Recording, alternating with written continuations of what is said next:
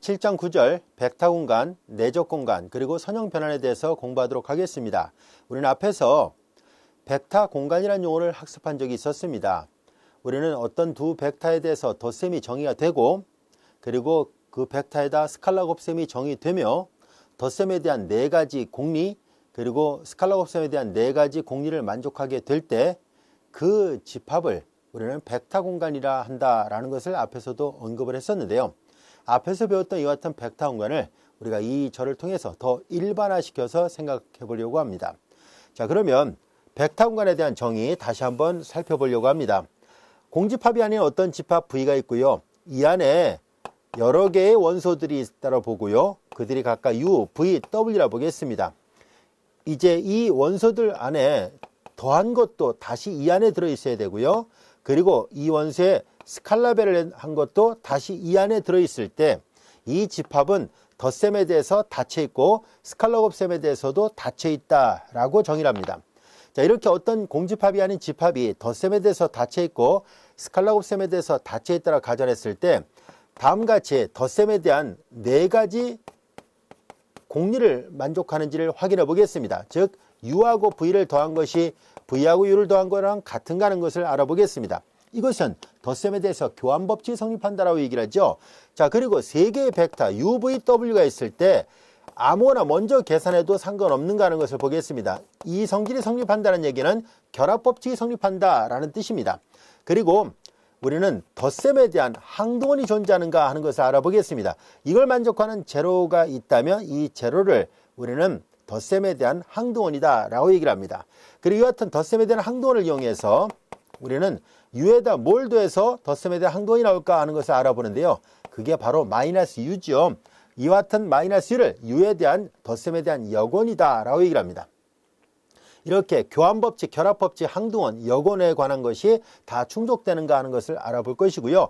그리고 이제 스칼라 곱셈에 대해서도 이제 알파 U 플러스 V예요. 이것은 하나하나 분배해서 알파 U 플러스 알파 V와 같은가 하는 거고요. 그 다음에 알파 플러스 베타도 스칼라라 보겠습니다. 그러면 이제 이렇게 역시 분배해서 알파 U 플러스 베타 U가 되는가 하는 것을 조사를 해보겠습니다. 그 다음에 알파 베타를 이제 아무거나 먼저 곱할 수 있는가 하는 얘기예요. 즉 베타 U를 곱한 다음에 알파를 한 거하고 알파 U를 곱한 다음에 베타를 한 것이 모두 다 같을까 하는 얘기입니다. 그 다음에 이제 여덟 번째 U에다가 2를 곱한 것은 다시 U가 될까요? 라는 얘기예요. 자, 이렇게 위에 4개는 1번부터 4번은 덧셈에 대한 성질이고요. 밑에 5번부터 8번은 스칼라 곱셈에 대한 성질입니다. 이 두 개는 이제 분배 법칙이라 얘기를 하거든요. 자, 이제 이렇게 덧셈에 대한 교환, 결합, 항동원, 역원, 분배 법칙 등등 이런 성질들이 모두 만족된다면 이 8가지 공리를 모두 만족하는 어떤 공집합이 아닌 집합 V가 있다면 앞으로 이 집합 V를 우리는 벡터 스페이스, 벡터 공간이라고 정의하도록 하겠습니다. 그리고 요 곱해지는 스칼라가 실수 안에서 선택된 스칼라일 때는 실벡터 공간이라 얘기를 하고요. 만일 요 알파가 알파나 베타 마찬가지예요. 얘네들이 복소수 범위 내에서 선택된 값이라면 복소 벡터 공간이라고 정의하도록 하겠습니다. 따라서 이 정의는 지금 실벡터 공간을 정의했는데 같은 방법으로 복소 벡터 공간을 정의하는 것도 가능합니다. 자, 이제 벡터 공간이 되려면 이 8가지 조건을 충족하는 집합이라면 언제든지 벡터 공간이 됩니다. 자, 그러면 구체적으로 우리는 벡터 공간이 될 수 있는 예문들은 또 어떤 것이 있는지를 하나하나 알아보려고 하는데요. 자, 예를 들어서 다음 같은 것을 살펴보도록 하겠습니다. M8는 매트릭스의 약자를 쓴 거고요. N by N은 자, 이렇게 쓴 거는 행과 열의 개수가 N개로 주어지는 즉 N차 정사각행렬들의 집합이라는 것을 말해줍니다. 그리고 가로 안에 R이라 쓴 거는 구성성분이 모두 실수라는 것을 말해주는데요. 자, 우리 여기서 좀 더 일반화 시킬까요? 꼭 행과 열의 개수가 같을 필요는 없어요. 그냥 M by N이라 하겠습니다. M by N이에요. 자, 이렇게 되면은 행렬의 집합인데요. 행렬 A가 AIJ, 대표원을 AIJ를 썼을 때 이제 얘는 행이 M개가 있고요. 열이 N개로 주어지는 그런 행렬입니다라는 얘기예요. 여기서 AIJ는 실수이고요. 그리고 I는 여기서 1부터 M까지 갈 수 있고요. 그 다음에 J는 1부터 N까지 갈 수 있는 거예요. 자, 이렇게 하면은 말 그대로 M행 N열인 행렬들을 다 모아놓은 집합이잖아요. 자, 이렇게 M행 N열인 행렬들을 다 모아놓은 집합은 벡터 공간을 이룬다라는 것을 확인해 보려고 합니다. 얘네들이 과연 벡터를 이루고 있을까 하는 것을 확인해 보려고 하는데요. 자, 규모가 되게 크니까 규모를 좀 작게 해가지고 우리가 일반성에 잃지 않고 우리가 작은 규모, 예를 들어서 2x2 매트릭스만 갖고 한번 해볼게요. 자, 이제 그러면 n차를 해도 상관없겠군요. 그냥 n차를 갖고 한번 해볼게요. 자, 우리는 대문자를 뒤집어 놓은 건 임의라는 뜻으로 사용합니다. 임의의 이런 의미로 사용하고 있습니다. 자, 이제 그냥 이걸 갖고 하도록 할게요. 자, 이제 A하고 B를 n by n 매트릭스. 자, 이제 행이 m개고 열이 n개인 행렬들의 집합 안에 속하는 두 행렬을 임의대로 선택했다라는 뜻이에요. 여기서 R은 행렬의 구성성분 하나하나가 다 실수란 얘기고요. 자, 우리는 여기에서 여러분들이 잘 알다시피 M행 N열인 크기가 같은 두 행렬끼리 덧셈을 할 때, 자, 이제 요 행렬의 구성성분은 AIJ가 되고요. 요 B라는 행렬의 구성성분은 BIJ예요. 행렬의 덧셈은 같은 위치에 있는 것끼리 더하니까 AIJ 더하기 BIJ가 되죠.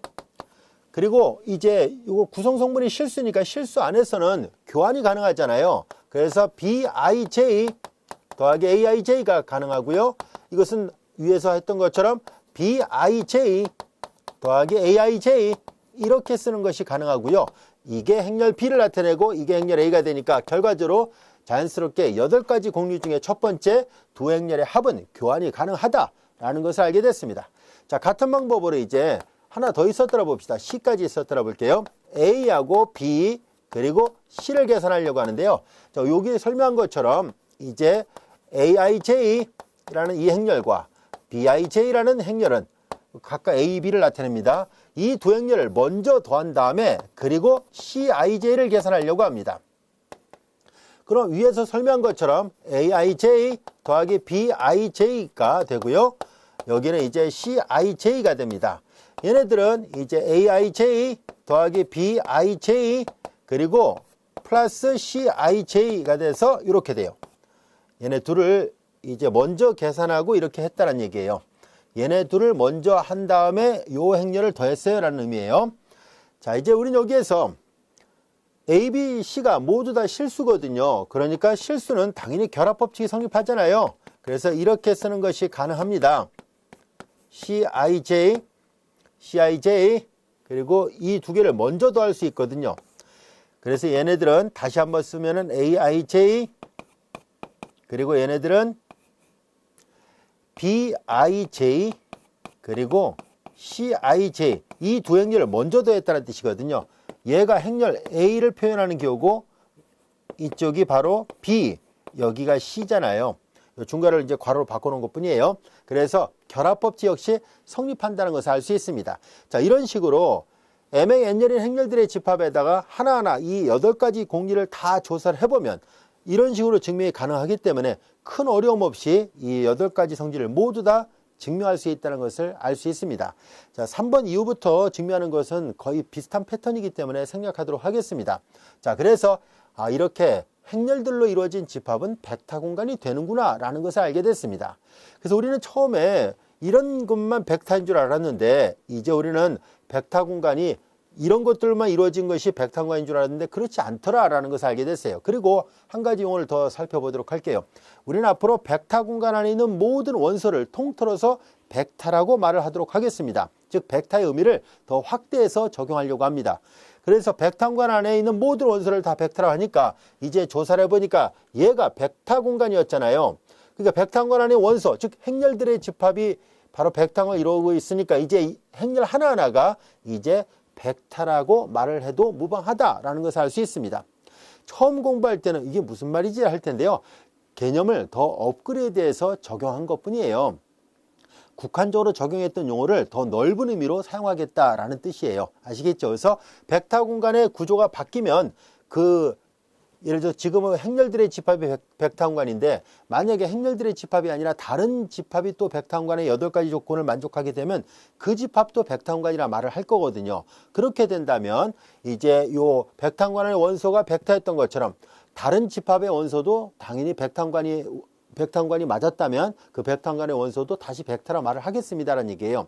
자, 좀 구체적으로 예를 하나 더 들어보도록 할게요. 자, 이렇게 행렬들로 이루어진 집합은 벡터 공간이 된다는 거 이해할 수 있겠죠? 증명 나머지 부분을 마저 채우는 건 어렵지 않아요. 자, 이번에는 다음 같은 문제를 한번 생각해 보도록 하겠습니다.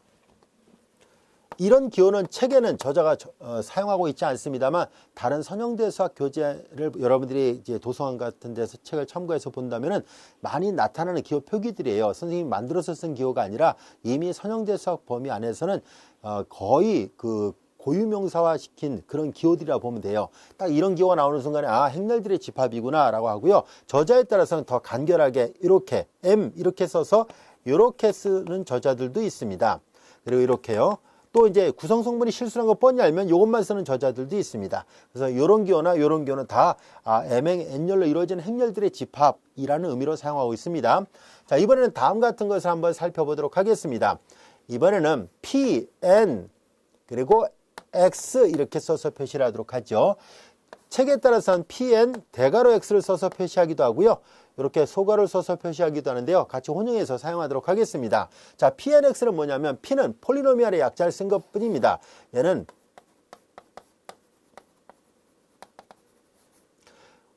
우리말로는 이게 다항식이라고 번역해서 사용되거든요. 그래서 그 폴리노미알의 이니셜을 따와서 P라 쓴 거고요. 요 N은 뭘 나타내요? 라고 하면 이 디그리예요. 즉 다항식의 최고 차수가 n차를 넘지 못한다 라는 의미로 사용한 거예요. 그래서 이제 얘네들은 다시 한번 써보면 이런 의미입니다. 이제 폴리노미얼 오브 x, 이 가로 안의 x는 뭐냐면 x에 관한 다항식이에요 라는 의미예요. 그래서 P는 폴리노미얼의 이니셜 나온 거고 이거를 얘네들을 이런 원소를 모아놓은 집합을 대문자로 쓴 거예요. 여기도 대문자 썼고요. 자, 이제 그러면 PX는 어떤 모양입니까? 라고 한다면 PX는 바로 n차 이하의 다항식들로 이루어진 집합이에요. 그래서 우리는 내림차순을 써도 되고요. 오름차순을 써도 되는데 오름차순으로 확인해 보겠습니다. A0, A1X, AN, X의 n승. 자, 보다시피 기껏해야 n차식까지만 가는 거예요. n차 이하의 다항식들로 이루어진 집합이고요. 여기서 A0, A1, 그리고 AN 이 다항식 앞에 개수는 특별한 말이 없다면 그냥 실수 범위 안에서 다뤄보도록 하죠. 복수수 범위 내에서 다룰 수도 있습니다만 우리는 지금 실벡터 공간을 다루려고 하니까 실수 범위 내에서만 학습을 해보도록 하겠습니다. 자, 이렇게 n차 이하의 다항식들로 이루어진 벡터 공간을 PNX라 표시한다면 과연 얘네들도 벡터 공간을 이룬다고 말할 수 있을까 하는 것을 한번 알아보려고 합니다. 자, 그래서 조금 전에 했던 것과 마찬가지로 이 8가지 조건을 만족하는지를 검토를 해보도록 하겠습니다. 이 안에 속하는 원소를 2개를 선택합니다. 하나는 PX, 하나를 QX라 놓겠습니다. 자, 이제 여기에서 PX가 A0, A1, AN으로 개수가 표현됐다면 QX는요, B0, B1, BN으로 표시한다라고 가정하겠습니다. 자, 이제 임의의 두 원소 PX하고 QX에 대해서 우리는 덧셈은 어떻게 정의하고 스칼라 곱셈은 어떻게 정의할까 하는 것을 먼저 알아보겠습니다. 물론 여기 앞에 행렬에서도 마찬가지로 덧셈 정의하고 스칼라 곱셈 정의해야 되는데 행렬에서의 덧셈, 크기가 같은 두 행렬의 덧셈은 여러분들이 이미 잘 알다시피 같은 성분끼리 더하잖아요. 그리고 스칼라 곱셈 구성원소 모두에다가 스칼라별하고 이미 잘 알고 있기 때문에 그래서 아까는 따로 언급을 안 했습니다만 좀 더 정확하게 한다면 여기서도 덧셈이 어떻게 정의되어 있는지 스칼라 곱셈이 어떻게 정의되어 있는지를 보다 명확하게 우리가 짚고 넘어갈 필요가 있었죠. 그러나 지금 구두로 설명했으니까 이해할 수 있을 거라 생각합니다. 자, 이제 다항식들로 이루어진 집합에서 덧셈은 그럼 어떻게 정의할까? 그리고 스칼라 곱셈은 어떻게 정의할 수 있을까 하는 것을 알아보겠습니다. 우리는 덧셈을 다음같이 정의하려고 합니다. PX하고 QX의 덧셈인데요. PX가 이런 모양이잖아요. A0 플러스 A1X, ANX, ANXN승이고요. 그 다음에 QX는 앞서 얘기했던 것처럼 개수를 B로 표시하자라고 얘기를 했었죠. B0 플러스 B1X 그리고 BN의 XN승인데요. 자, 덧셈을 이렇게 하기로 약속을 합니다. A0, B0, 즉 상수항끼리 더하고 1차항끼리 더해요. 그리고 AN, 더하기 bn 그리고 xn승 이렇게 n차 한끼리 각각 항별로 덧셈을 하는 거예요. 이렇게 약속을 하겠습니다. 그리고 이제 px에다가 알파벳 하는 건 어떻게 할까요? 라는 얘기인데요. 즉 a0, a1x 그리고 an, xn승 이렇게 돼 있을 때 스칼라배는 구성원소 모두에다 스칼라배를 하는 걸로 약속을 합니다. 알파 a1x, 알파 an, xn승 이렇게 하는 걸로 약속을 하겠습니다.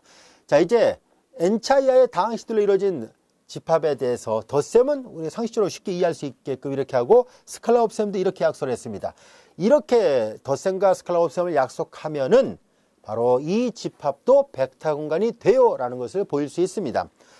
자, 이제 왜 벡터 공간이 된다라고 하는지를 알아보기 위해서 이 8가지 성질을 다 조사를 해야 되는데요. 우리는 몇 개만 조사를 해보도록 할게요. 교환이 가능할까 하는 걸 한번 해볼게요. 즉 px 더하기 qx는 qx 더하기 px가 될까 하는 것을 알아보겠습니다. 자, 덧셈은 여기 보다시피 px, qx 덧셈은 이렇게 돼 있죠. 요거 그대로 한 번 더 썼다라 볼게요. 그 다음에 이제 여기서 여기 한 번 더 쓰고 그 다음에 이어서 쓴다라 보겠습니다.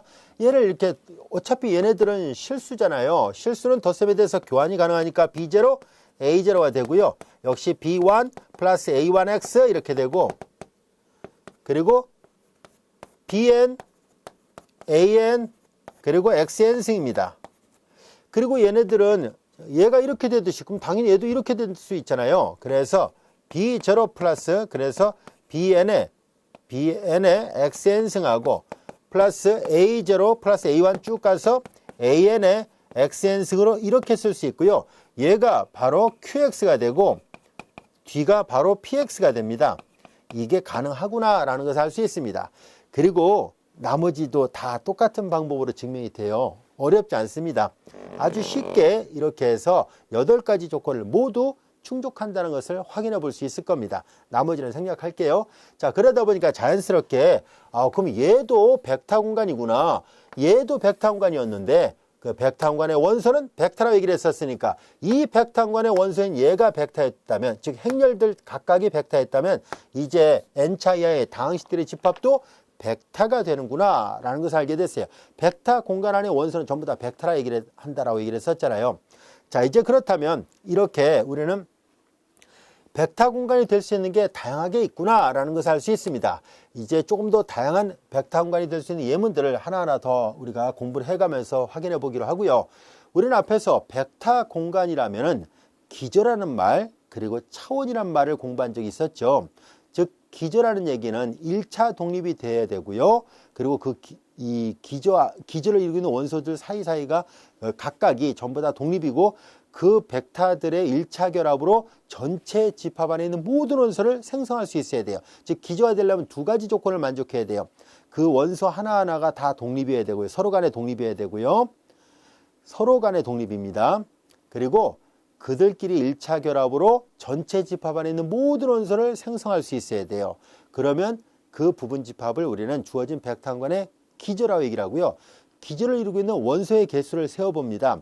그들을 하나하나 다 세봤을 때 그게 몇 개인가를 봤을 때 그 개수가 주어진 벡터 공간의 차원이다 라고 얘기를 했었죠. 그래서 그 벡터 공간의 차원을 dim 이렇게 표시를 했었잖아요. 벡터 공간이 v가 있었을 때 벡터 공간 v의 차원을 dim 이렇게 쓰고 이제 요게 만약에 그 개수가 n개라면 이렇게 표시하고 이 벡터 공간의 차원은 n차원이다 라고 얘기를 했었잖아요. 이때 n은 바로 기저를 이루는 원소의 개수예요. 기저 안에 원소가 몇 개인지를 세어보면 알 수 있습니다. 자, 이제 그렇다면 우리는 이 용어에 의해서 즉 기저라든가 그리고 차원 이런 용어들을 우리가 앞에서 배웠었으니까 그럼 이러한 벡터 공간에 대해서도 기저와 그리고 차원을 구할 수 있지 않을까 하는 얘기입니다. 예, 그게 가능한데요. 그래서 우선은 예제를 통해서 간단한 경우를 먼저 학습을 한 다음에 이 일반화된 경우에 대한 기저와 차원을 알아보겠습니다. 자, 지금까지 설명했던 내용들은 다 여기 책에 설명이 되어 있는 내용들이고요. 자, 이제 여기 보면 1차 독립과 생성 이런 말들은 앞에서 했던 용어와 똑같은 용어들입니다. 그래서 기저란 말도 차원이란 말도 다 우리가 학습했던 내용들이에요. 자, 이제 구체적으로 이 예제 1번을 풀면서 우리가 백타공간이 주어졌을 때 기저 어떤 것이 있는지 한번 알아보려고 합니다. 자, 지금 우리가 다루고자 하는 것은 2차 정사각 행렬들의 집합이고요. 실수 행렬의 얘기를 했었으니까 구성원소는 다 실수입니다 라는 얘기예요.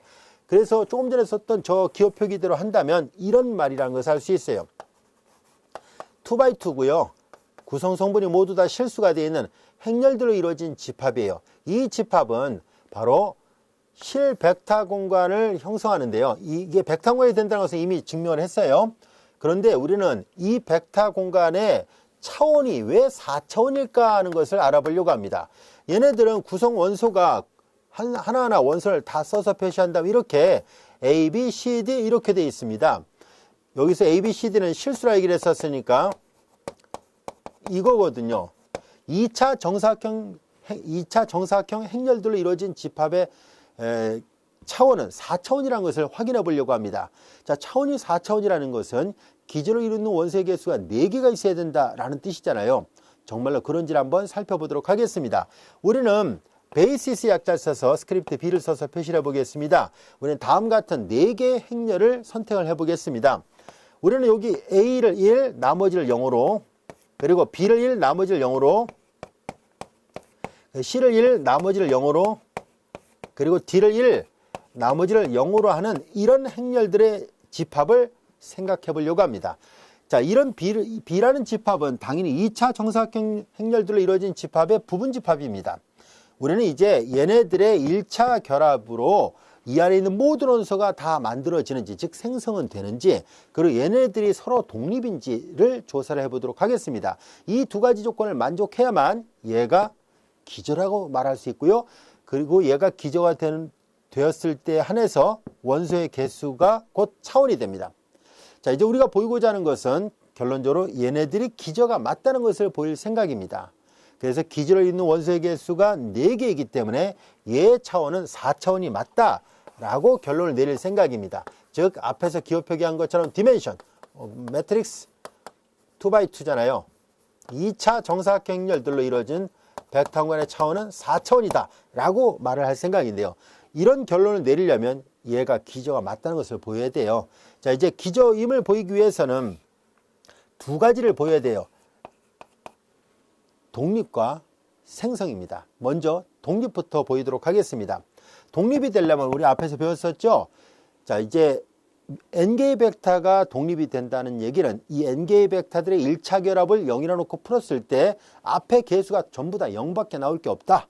그러면 그 n개의 벡터를 독립이라 말을 했었습니다. 그래서 우리는 그래서 1, 0, 0, 0 여기다 알파벳 0, 1, 0, 0의 베타벳 그리고 0, 0, 1, 0의 감마벳 그리고 여기다 0, 0, 0, 1에다가 델타벳을 한 다음에 1차 결합을 0이라 놓고 풀겠습니다. 그런데 행렬들로 이루어진 집합에서 0이라는 얘기는 곧 영행렬을 뜻합니다. 자, 이제 우리가 앞에서 배웠던 것처럼 행렬의 스칼라배와 행렬의 덧셈의 정의를 잘 알고 있잖아요. 행렬의 스칼라배는 구성원소 모두에다 스칼라배라고 행렬의 덧셈은 같은 위치에 있는 것끼리 더하는데요. 이 등호의 좌변을 잘 관찰해 보면 스칼라배라고 덧셈을 하면 알파, 베타, 감마, 델타라는 것을 알 수 있습니다. 그것이 우변 0, 0, 0, 0와 같아야만 합니다. 행렬의 상등관계로부터 얘네들은 알파도, 베타도, 감마도, 델타도 모두 0이다라는 것을 말해주고 있습니다. 알파, 베타, 감마, 델타 모두 0이니까 그래서 이 4개의 행렬은 서로 독립이구나라는 것을 알 수 있습니다. 그래서 이들은 모두 독립이라는 것을 확인을 했습니다. 따라서 이제 이 4개의 행렬은 서로 독립입니다. 자, 기저가 되기 위한 두 가지 조건 중에 일단 하나를 만족하게 됐습니다. 이번에는 생성을 할 수 있는지를 봐야 돼요. 생성이라는 얘기는 이 안에 있는 모든 원소, 이 안에 있는 모든 원소를 이 4개의 결합으로 표현할 수 있어야 돼요.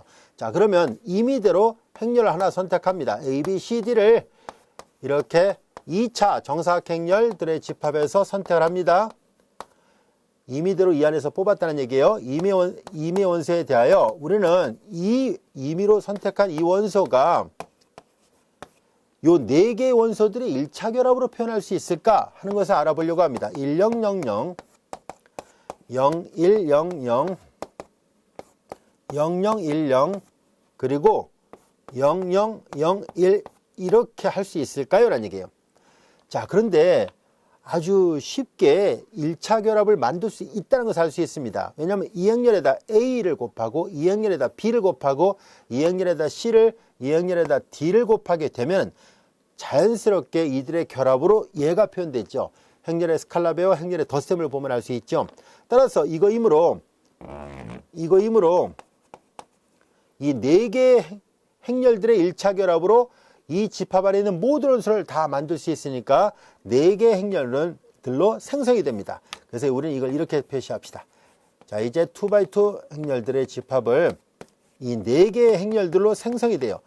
이 스팬은 앞에서도 얘기했었죠. 자, 이제 4개의 행렬들로 생성이 돼요. 1000과 0100과 0010과 그리고 0001. 자, 이렇게 4개의 행렬들의 1차 결합으로 생성이 된다는 얘기예요. 자, 이제 독립이란 것도 확인했고요. 그리고 이 교 표시로부터 생성이라는 것을 알게 됐으니까 그래서 이 집합은 분명히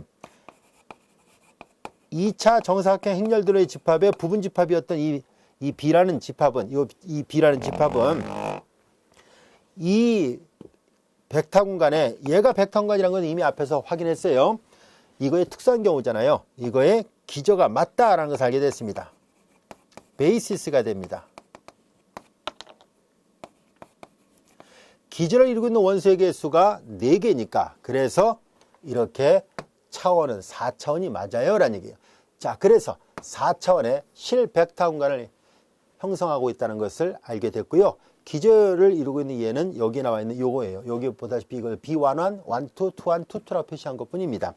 자, 근데 여기에서 한 벡터 공간의 기저는 무한히 많습니다. 즉, 이 4개만 기저가 되는 게 아니라 다른 행렬 4개, 1차 독립이면서 생성할 수 있는 다른 4개의 행렬들로 이루어진 집합도 기저가 될 수 있기 때문에 그래서 한 벡터 공간 안에 기저로 선택할 수 있는 것은 참 많습니다. 무수히 많아요. 그런데 그 많은 기저들 중에서 요 기저가 제일 좋았던 이유 중에 하나는 뭐냐면 보다시피 생성을 아주 쉽게 만들어 주죠. 그래서 우리는 생성 이렇게 1000, 1000, 0100, 0010, 0001 이렇게 만들어 놓고 하면은 ABCD를 특별히 계산하지 않더라도 암산으로도 그냥 구해지잖아요. 그래서 기저 중에서 얘가 제일 쉬운 기저예요. 그래서 이런 기저를 우리는 표준 기저라 얘기를 합니다.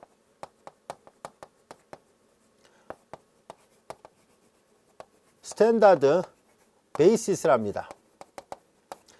모든 벡터 공간 안에는 가장 간단한 기저는 존재합니다. 그래서 하나의 벡터 공간 안에 언제나 최소한도 가장 간단한 표준 기저는 있게 마련이거든요. 그래서 우리는 되도록이면 어차피 기저는 무수히 많다라고 얘기를 했었으니까 그 많은 기저를 다 다룰 수는 없어요. 그래서 이왕이면 아무 말이 없어도 표준 기저로 스탠다드 베이시스를 갖고 우리가 다루도록 하겠습니다. 자, 그래서 이 기저가 된다는 것 이해할 수 있겠죠. 자, 그러면 우리의 생각을 확대해 보겠습니다. 여기 이 예문을 지금 지우지 않고 계속 놔뒀던 이유는 여기서 배웠던 내용을 그대로 업그레이드 할 생각이에요. 그리고 이 개념을 잘 음미를 해보세요. 아, 그러면 이 M행 N열로 이루어진 행렬들의 차원을 찾아볼 생각이에요. 그리고 기저도 알아볼 생각입니다. 그럼 지금 했던 거를 그대로 답습을 해보면 이 벡터 공간의 기저는 표준 기저는 어떤 모양일까 하는 것을 쉽게 여러분들이 예측할 수 있을 겁니다. 지금 잘 보세요. 2x2라는 행렬에서 우리는 어떻게 했어요? 아까 이 A를 1로 보고 나머지 0, B를 1로 보고 나머지 0, C를 1로 보고 나머지 0, 그리고 D를 1로 보고 나머지 0 이렇게 만들었잖아요. 그렇게 해서 만든 집합이 B였었거든요. 그러면 이 원리를 n×n 매트릭스에다가도 동일하게 적용할 수 있겠죠. 그래서 우리는 이 행렬의 표준 기저는 어떻게 생겼을까 하는 것을 알아보겠습니다. 이 행렬의 표준 기저를 생각하려고 합니다. 역시 그냥 스크립트 B로 표시하겠습니다. 베이시스의 이니셜을 그냥 따서 B라는 부분 집합을 생각하는데요.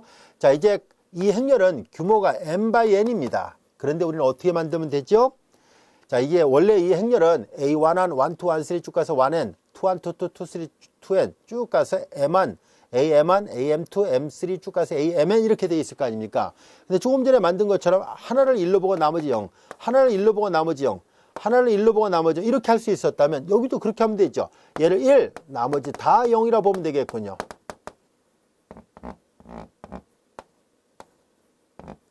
자, A11만 1이고 나머지가 다 0인 경우에요.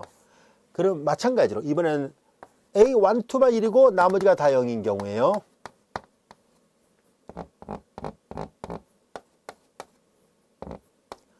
자, 이거 뭔지 알겠죠? 이런 식으로 쭉 가면 계속 계산을 해요. 맨 마지막에 AMN, 맨 마지막에 MN열만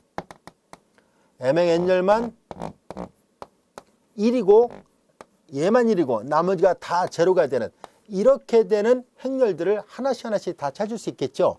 자, 그럼 여러분들 보세요. 이 행렬의 구성 성분은 모두 몇 개가 있을까요?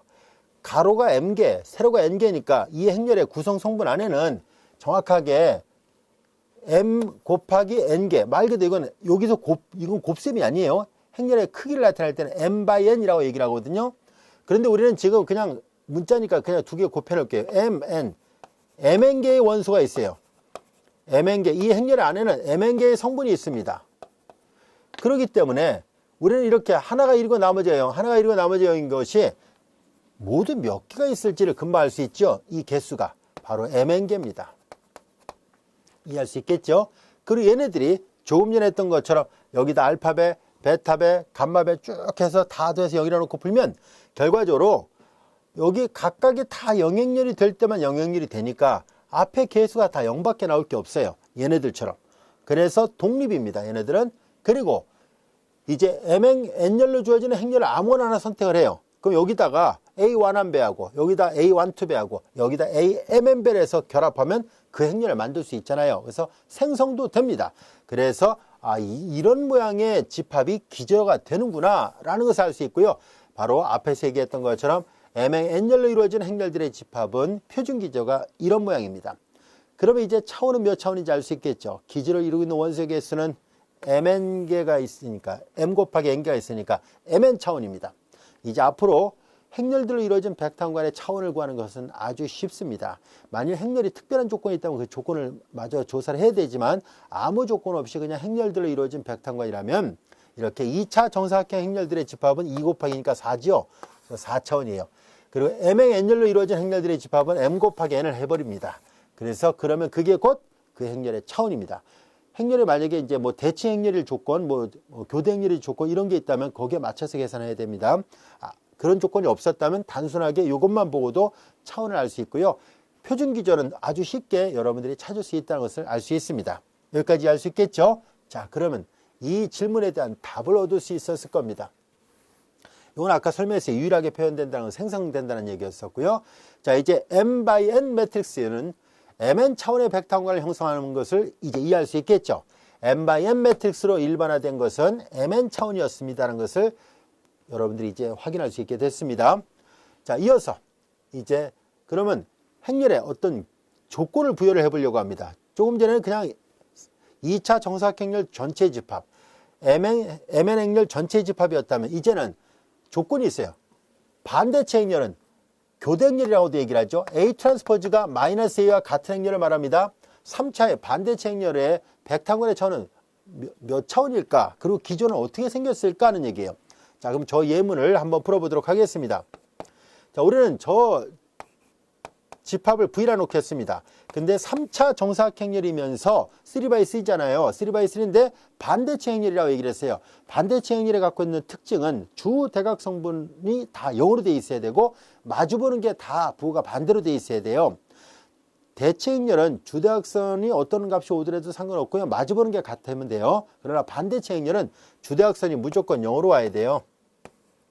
마주보는 건 부호가 반대로 돼 있어야 됩니다. 그래서 여기가 만약에 A12 일행 2열의 원소라면 여기에 마이너스 A12가 와요. 그리고 여기가 A13가 온다면 마주보는 건 마이너스 A13예요. 여기가 A23가 왔다면 마주보는 것은 마이너스 A23예요. 이렇게 생긴 행렬들의 집합이란 뜻입니다. 여기 잘 보면 A12, A13, A23 얘네들은 자, 구성 성분이 다 실수 범위 안에서만 따져볼게요. 실수예요. 자, 그럼 이렇게 된 행렬이 3차의 반대체 행렬들의 집합입니다. 그럼 여기에서 앞에서 했던 것처럼 표준 기조를 하나 선택할 생각입니다. 표준 기조 선택하는 방법은 쉬워요. 어떻게 할 생각이냐면, 자, A12 하나를 1로 봐요. 여기는 무조건 0이에요. 반대체 행렬의 구성 성분은 무조건 대각 행렬이 0이거든요. 대각 성분이 0이에요. 자, 그리고 여기를 1로 봤어요. 자, 얘가 1이면 얘는 무조건 마이너스 1이에요. 보다시피 부가 반대잖아요. 얘가 결정되면 얘는 마이너스 1이에요. 얘가 결정되면 얘가 만약에 여기가 마이너스 1이면 여기는 플러스 1이거든요. 그래서 둘 중에 어느 하나를 결정하면 나머지 하나는 자동으로 결정됩니다. 그 나머지 여기는 0, 여기도 0. 여기가 0, 여기가 0이에요. 이렇게 된 게 있고요. 자, 여기가 0이면 여기도 0이에요. 0에 부를 붙을 필요는 없잖아요. 그래서 이렇게 되고, 그 다음에 여기가 1이면 여기 마주보는 건 마이너스 1이에요. 여기가 0이면 여기가 0이고요. 자, 0, 0, 0, 0이고요. 자, 그 다음에 이제 여기가 1이면 여기가 마이너스 1이에요. 그래서 여기 보세요. 이 행렬의 모양이 정확하게 어떤 모양인지만 알면 이렇게 이 행렬을 구성하는 원소가 몇 개인가를 세워보면 금방 알아요. 보다시피 얘네들이 표준 기조예요. 얘네들이 표준 기조가 되고 기조를 이루는 원소 개수가 3개니까 얘는 3차원입니다. 아시겠죠? 자, 그러면 이 모양을 잘 이해할 수 있나요? 자, 이제 얘가 기조가 되려면 독립과 생성을 보여야 되는데 독립 쉬워요. 여기다 알파벳, 베타벳, 감마벳하고 결합해서 0이라 놓고 풀면 이런 모양이 되는데 이게 영행렬이 되려면 다 0이 되어야 되거든요. 앞에도 0, 여기도 0, 여기도 0이니까 독립이 맞고요. 이런 모양을 얘네들의 1차 결합으로 표현할 수 있습니까? 하면 가능해요. 이런 모양, V 안에는 이런 모양밖에 없으니까 여기다 A12를 곱하고 여기다 A13를 곱하고 여기다 A23를 곱해서 더하면 되니까 자동으로 생성이 된다는 걸 알 수 있어요. 그래서 얘가 바로 표준 기조입니다. 자, 그래서 표준 기조로 있는 원소의 개수 3개죠. 3차원입니다. 자, 이제 그러면 반대체 행렬의 차원을 빨리 찾는 방법이 있습니다. 바로 뭐냐면 이 개수를 세워보면 돼요. 이 개수는 어떤 거의 개수와도 같을까요? 바로 주대각선이 다 0으로 돼 있으니까 주대각선 위에 있는 요 성분의 개수를 세워보면 돼요. 자, 3x3잖아요. 얘가 3차의 반대체 행렬이니까 어차피 주대각 성분은 다 0이니까 그러니까는 주대각선 위쪽에 있는 것들은 2개밖에 없어요. 그래서 요거 2줄밖에 없거든요. 대각선 이렇게 가면은 여기 서로 구별되는 원소가 몇 개 있는지를 세어보면 돼요. 여기 하나가 있죠. 여기 2개가 있죠. 1 더하기 2니까 3이잖아요. 자, 이거를 일반화 시키겠습니다. 이제 이 백탄관의 차원은 3차원입니다. 이해할 수 있겠죠? 3차 정사각행렬의 반대체 행렬들로 이루어진 집합의 이 부분 집합 중에 얘네들이 표준 기조가 되고 기조를 이루는 원소 개수가 3개니까 3차원이거든요. 얘를 일반화 시켜볼 생각입니다. 3x3만 하지 말고 n×n 매트릭스를 가지고 확대해서 생각해 보겠습니다.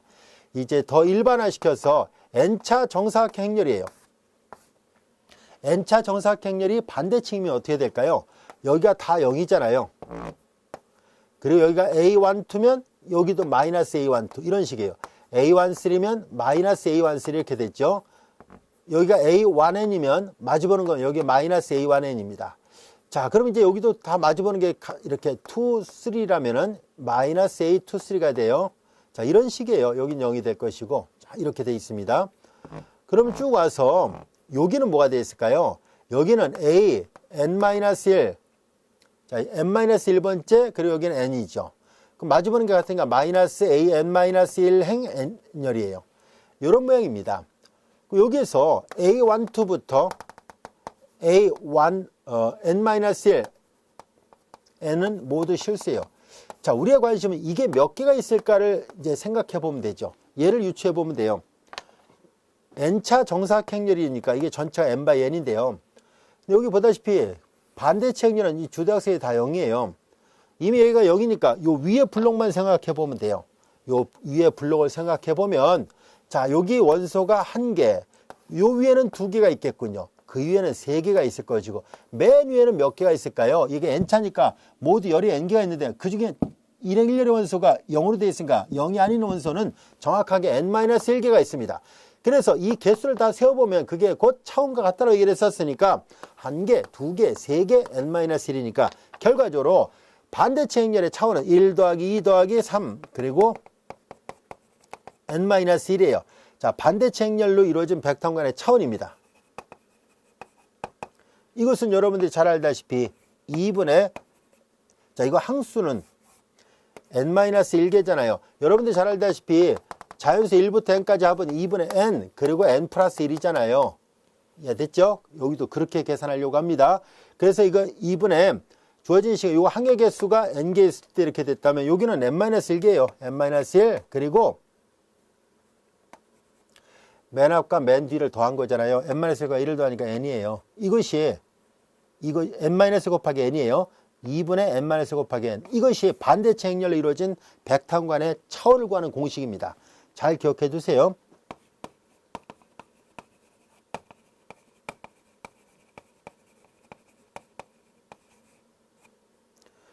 들로 이루어진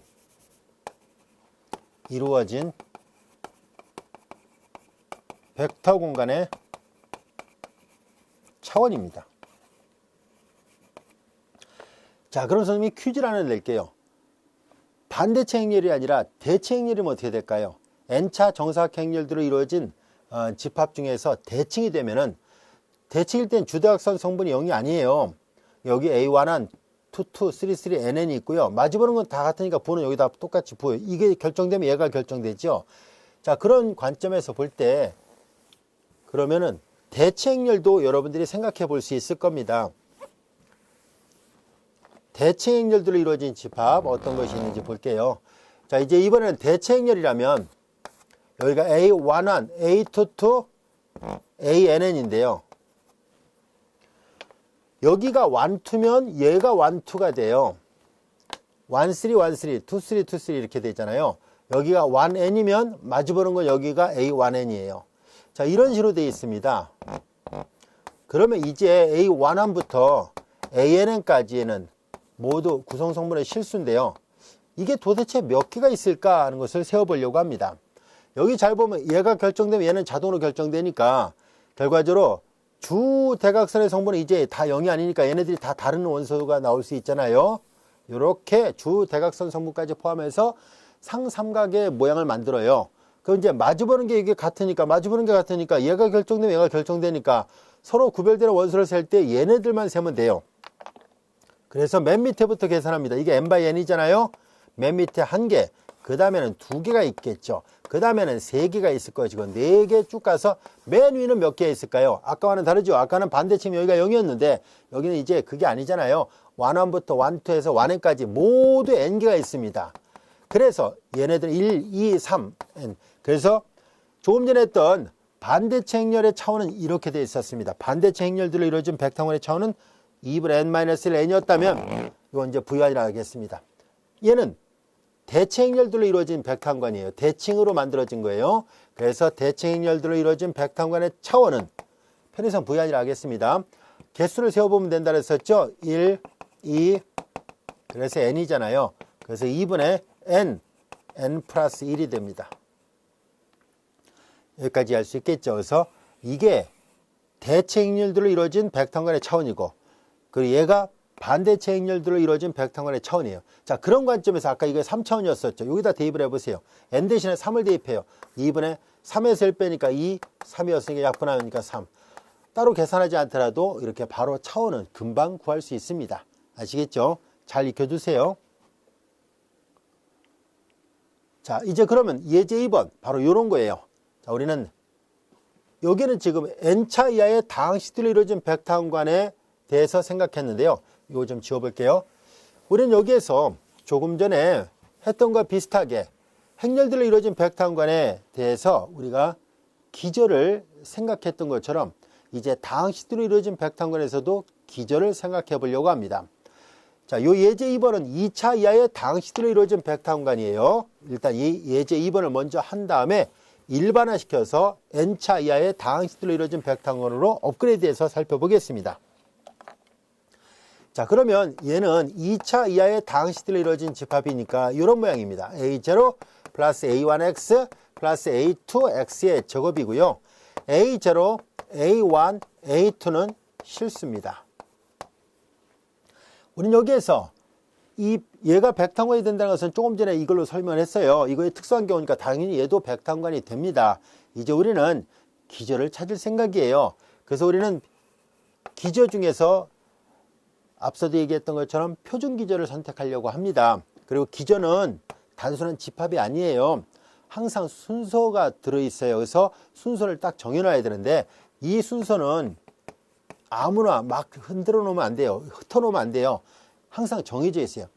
자, 이렇게 1, x, x제곱, 1, x, x제곱 아시겠죠? 그래서 일부러 이걸 오른차순으로 썼던 이유는 그 때문이에요. 항상 순서 기저는 이렇게 되어 있습니다. 기저가 바뀌면 당연히 표현이 달라지거든요. 그래서 항상 집합할 때는요, 2하고 3은 3하고 2하고 같잖아요. 같거든요. 그러나 기저일 때는 이게 기저라는 의미로 사용했을 때는 A, B 이렇게 된 거랑 BA는 달라요. 집합에서는 같을지 몰라도 기저라는 얘기를 하게 되면은 전혀 순서를 바꾸면은 전혀 다른 기저라고 말을 합니다. 아시겠죠? 그래서 항상 기저는 ordered basis예요. 그래서 순서가 있는 기저다 이런 의미예요. 자, 이제 우리는 순서가 있는 기저 중에서도 가장 간단한 기저를 우리는 표준 기저라 얘기를 할 거예요. 그래서 이렇게 표준 기저를 선택하도록 하겠습니다. 얘가 정말로 기저가 맞아요? 라면 맞습니다. 왜냐하면 얘네들이 독립이란 것을 보여야 되고요. 그리고 생성이란 것을 보여야 되잖아요. 첫 번째 독립을 보이도록 하겠습니다. 1에다 알파벳, x에다 베타벳, 그리고 x제곱에다 감마벳을 했어요. 이것이 다 1차 결합을 0이라 가정했을 때 앞에 개수가 0밖에 나오지 않는다면은 그러면 독립이잖아요. 근데 이때 제로라는 것은 다항식으로 표시하면 이런 말이에요. 0 곱하기 1, 0 곱하기 x, 0 곱하기 x의 제곱이에요. 다항식의 상등관계로부터 같은 차수 앞에 개수끼리 같아야 돼요. 그래서 결과적으로 알파도 베타도 감마도 모두 0이라는 것을 알 수 있습니다. 그러므로 이 말은 곧 독립이었구나 라는 것을 알 수 있었습니다. 이 세 개로 이루어진 집합은 서로 간의 독립입니다. 자, 이어서 생성을 생각해야 되죠. 임의의 원소를 선택합니다. 자, 이제 이 P2 안에 속하는 임의 원소는 이렇게 생겼잖아요. 자, 이제 A0, A1X, A2X의 제곱을 이제 P2X 안에서 임의로 선택했을 때 이 다항식에 대하여 이 원소를 얘네들의 1차 결합으로 표현할 수 있을까 하는 것을 알아보려고 하는데요. 이미 여러분들 한눈에 알 수 있었을 거예요. 가능하네 라는 것을 알 수 있죠. 1, x, x 제곱합의 개수를 어떻게 선택하면 되는지 알 수 있죠. 좌우를 비교해 보세요. 여기다 a0을 곱하면 되고 여기다 a1을 곱하고 여기다 a2라는 스칼라를 곱하기만 하면 되잖아요.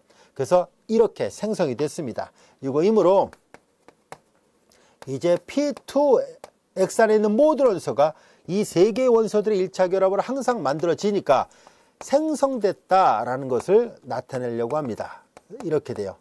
자, 독립도 됐어요. 생성도 됐어요. 그러니까 이제 이 B는 분명히 P2X의 기저가 맞아요. 이거의 기저는 기저인데 앞서 얘기했었죠. 이렇게 앞에 개수를 빨리 찾을 수 있잖아요. 그래서 우리는 이와 같은 것을 표준 기저라고 얘기를 할 겁니다. 그래서 행렬들로 이루어진 집합도 표준 기저가 있듯이 다항식들로 이루어진 집합도 표준 기저가 있다는 것을 알게 됐습니다. 그리고 표준 기저를 이루고 있는 원소의 개수가 3개잖아요. 원소의 개수가 3개예요. 그래서 차원을 결정하려고 합니다. 2차 이하의 다항식들로 이루어진 벡터그램의 차원은 2차원이 아니에요. 2 더하기 1 3차원입니다. 왜냐하면 3개가 있어요. 왜냐하면 잘 보세요. 이걸로 결정한 거거든요. 2차식, 1차식, 상수항. 상수항까지 포함해야 돼요. 1. 상수항도 나와야 되니까. 그래서 기저를 이루는 원소 개수가 3개라서 3차원이에요. 자, 충분히 이해할 수 있겠죠. 그러니까 2차 이하의 다항식은 쉽게 말해서 이렇게 생각하면 돼요. 2 더하기 1. 왜냐하면 상수항까지 포함시켜서 2차항도 있고 1차항도 있잖아요. 그러니까 1차항부터 셈을 하면 1차항, 2차니까 두 개만 있는 것처럼 보이는데 상수항도 하나 더 있으니까 그 차수 더하기 1을 하면 돼요. 자, 그러면 지금 설명했던 걸 충분히 이해했다면 여러분들 n차 이하의 다항식들로 이루어진 벡터 간의 표준 기저가 어떻게 생겼는지 알 수 있겠습니까? 자, 따로 증명 없이 그냥 갈게요. 워낙 쉬우니까 그냥 증명 안 해도 될 것 같아요. 1, x, x의 제곱, x의 n승이 있죠. 원소 개수 세어보세요. 하나, 둘, 셋, 넷, n이고 하나 더 있잖아요. 그래서 얘가 스탠다드 베이시스가 되고요. 그래서 차원은 n차 이하의 다항식들로 이루어진 벡터간의 차원은 n 플러스 1차원입니다. 이해할 수 있겠죠? 그래서 이렇게 해서 일반화된 개념까지도 함께 학습을 했습니다. 자, 이제 그럼 여기 보세요. 지금 설명하고자 하는 것이 책에서 저자가 말하고자 하는 것이 이거였던 거예요. 주어진 자연수 n에 대해서 n차를 넘지 않는 모든 다항식들로 이루어진 백탕관의 차원은 또는 기전은 어떻게 되는가? 기전은 이거예요. 차원은 n 플러스 1 차원이고요. 이해할 수 있겠죠? 만약에 다항식에 특별한 조건이 있다면 기조가 달라질 수 있습니다만 아무런 어떤 조건이 없이 그냥 내림차순으로 다 오름차순이군요. 오름차순으로 2차 이하의 다항식을 오름차순으로 표현한 이런 다항식들로 이루어진 집합이라면 차원은 언제나 이렇게 딱 정해져 있습니다. 충분히 이해할 수 있겠죠?